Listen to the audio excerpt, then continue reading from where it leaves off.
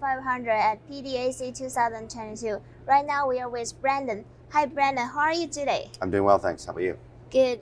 So, could you mind start with introducing yourself and your company a bit? Yeah, so I'm Brandon Macdonald, CEO of Fireweed Zinc. We're a Yukon-based company with a large zinc project and a large tungsten project. That's good. So, talk about why choose Yukon, what is the environment and infrastructure there? So I'm from Yukon, so I've always enjoyed working there. It has a very large and rich mineral endowment, but it's quite remote and sparsely populated.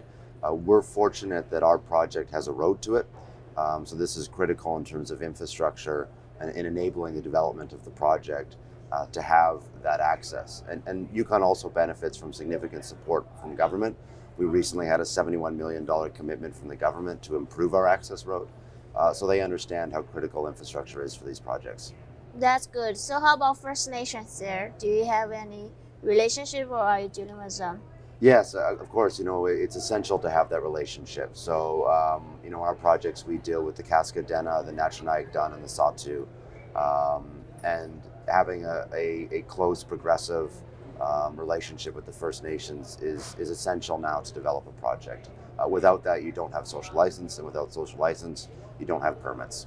Definitely. So, with the new press release, the Fireweed Zinc acquired the Mactung Tungsten project. Could you tell us more about the significance of it?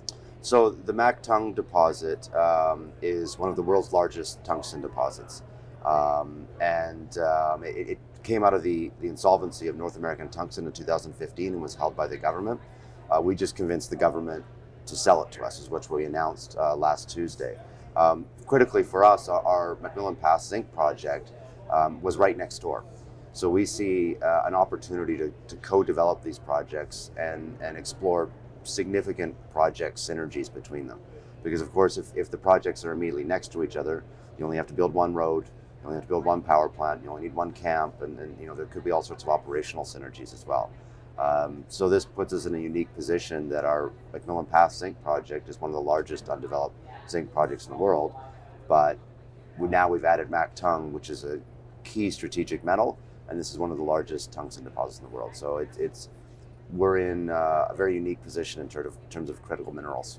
That's good. So talking about you recently closed a private placement, substantial private placement. Can you talk about that and any fund or capital? Where does it go? Yeah, so we raised about $13 million and closed that recently, and we had raised another $5 million in December. So, right now our working capital balance is about $16 million.